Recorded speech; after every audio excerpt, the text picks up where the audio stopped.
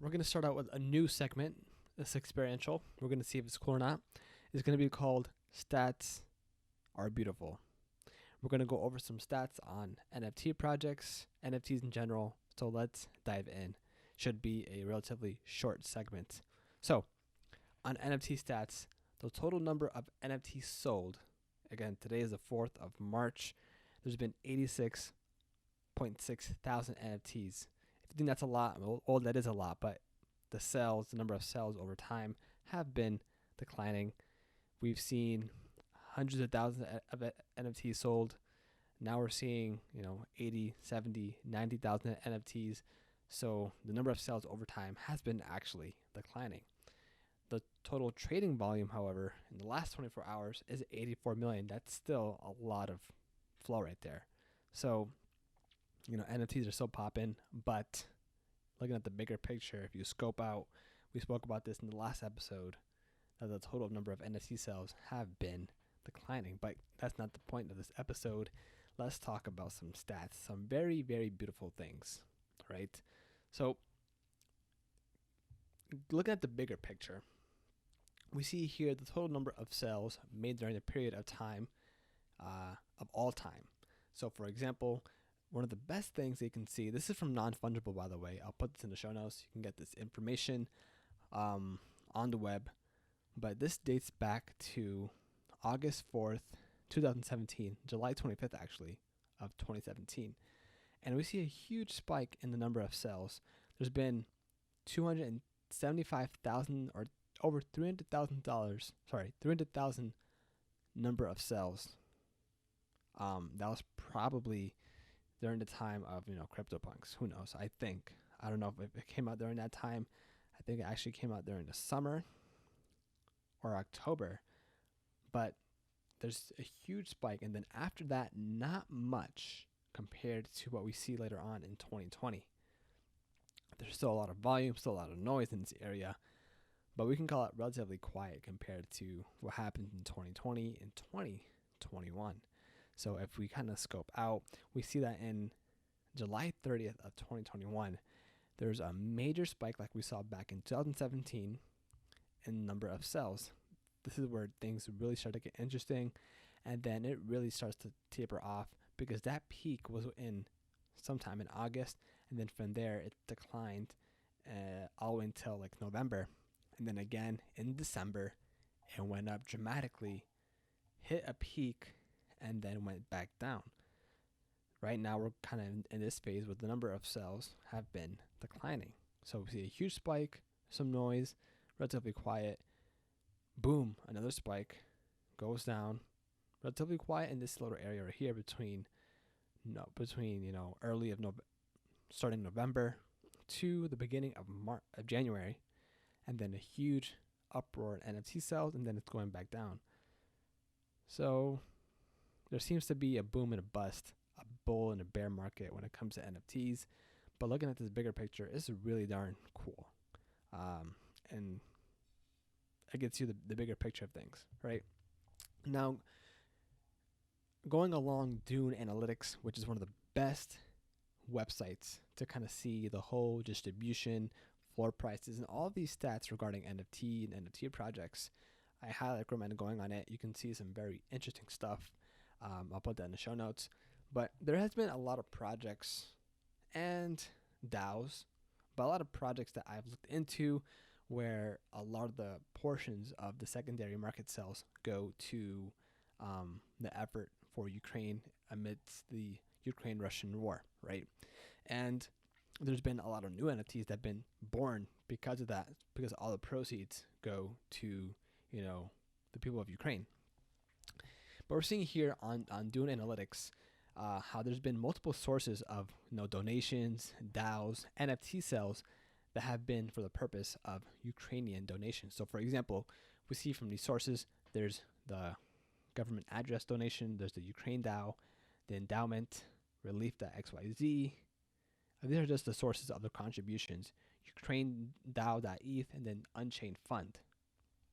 There's been a total number of 93,930 contributions and number of addresses. So that means around 75,000 donators with a total USD value of $41.3 million.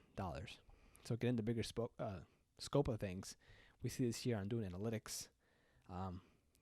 This is some serious volume, 93,000 contributions, which is very impressive.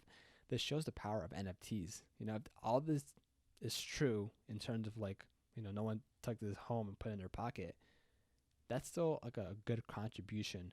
I think I don't know much about war, and I don't really want to talk about it, or not just war in general, but just helping people with food, water, shelter. I think this does a great deal, and to kind of have this technology, to implement this technology for this application, I think is a very good deed, right? So we see here the USD, the dollar amount contributed over a period of time. There's really been going up, some major spikes, and I think as this war kind of prolongs, we're going to see more and more of this, because they are asking for help in terms of Ukraine for outside help, right? But it's kind of cool to see the contributors and to see who's actually behind this. You can see the wallet addresses, how much they've donated. So for example, there's this one person, with this wallet, for example, who donated a value of over $250,000 with a number of 90 tokens. And this was done in the 27th of February, which is really cool how you can kind of track this. And this whole transparency between cryptocurrency and NFTs is one of the cool things, because there's no, there is some shady stuff going on, but on the back end, you can still kind of see everything, right? Everything's public. So that's really cool how this technology kind of emphasizes that. And you can see how this is kind of contributing overall for the help of Ukraine. Here again, you see all the different sources. If you're watching this on YouTube, you get a better idea. If you're listening to this on the podcast, I'll put this in the show notes so you can get a better idea of what we're looking at right now. So this is really beautiful data. The number of donations, the amount of money that has been raised is quite exquisite. And we're going to be seeing a lot of this, I think, as time goes on. And there's probably a lot more sources that haven't been implemented. Again, there's been a lot of secondary sales in NFT projects where those go to, the relief efforts for Ukraine, right? These are just some of the DAOs and other sources that this person contributed for this Dune Analytics, dashboard, if you want to call it that, right? That's really cool. Now, another thing is Ethereum in general, blockchain NFTs, or not blockchain NFTs, but OpenSea NFTs rather. I think OpenSea has arguably the largest share of the NFT marketplace in general. There's a lot of people trying to eat that lunch. You have Rarible, you have Coinbase trying to get in there, you have BB against Solana. That's in a different blockchain technology, but still, there's so many different marketplaces out there, and there's not going to be, I think, there's not going to be one winner, right? And so it's kind of cool to track down the daily volume on OpenSea, because it's, kind of like the Amazon or eBay of NFTs right now. So we see here that the number of daily volume for Ethereum-based NFTs has been going down since January. And it's kind of cool to see, ever since May, OpenSea has been around since 2019. We can see here about the total number of NFTs that have been sold, a little under 17,000 NFTs in, September of 2019. But then you fast forward to May 2021, we see 41,000, and then a huge spike in